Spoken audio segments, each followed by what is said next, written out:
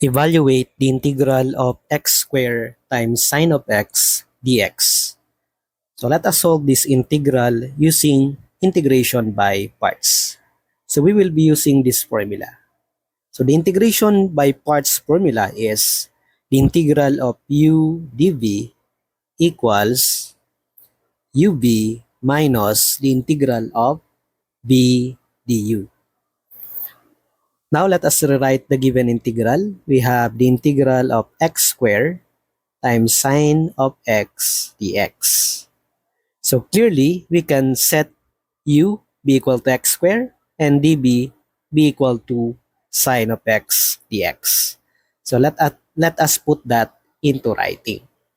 So let us let u be equal to x squared and dv be equal to sine of x dx. Okay? So we need to determine v and du so that we can apply the integration by parts formula. So to do that, we need to take the derivative both sides of u equal to x squared. So the derivative of u is 1, and since we are differentiating with respect to u, we have du.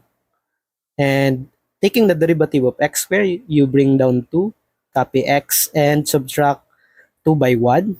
So we have 2x raised to the power of 1. And we have to multiply it by dx since we are differentiating with respect to x. Now we have to determine the function b. So to do that, we have to integrate both sides. The integral of dv is v, and we know that the integral of sine is negative cosine. Okay, no need to add c here because we are just integrating using the integration by parts.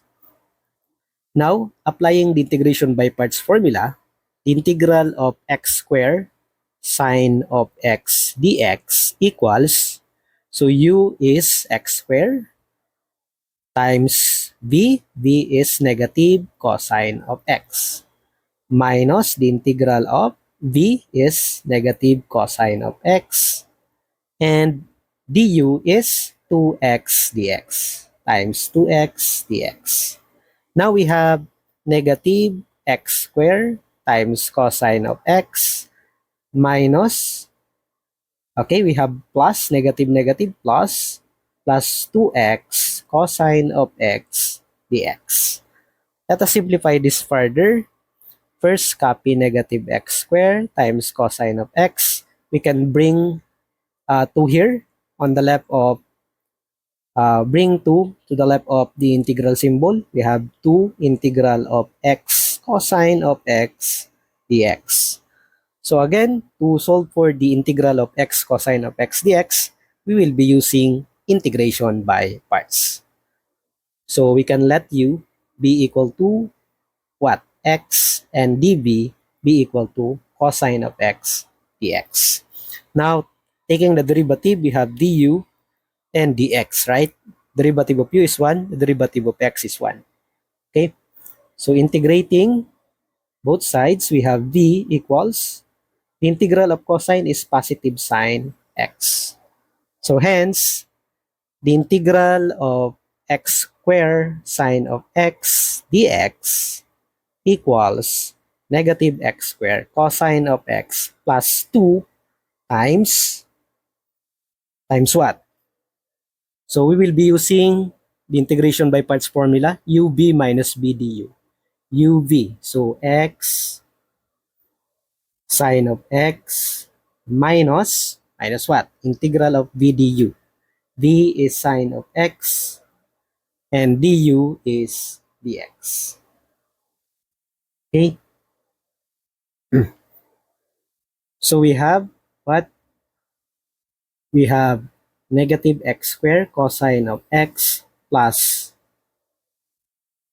2 times x sine of x minus the integral of sine of x is negative cosine of x, right? Okay? So plus c. So we have negative x squared cosine of x plus 2x sine of x. So negative, negative, positive, cosine of x plus c.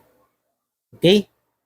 So hence, the integral of x squared sine of x dx equals negative x squared times cosine of x plus 2x sine of x plus 2 cosine of x plus c. And that is our final answer.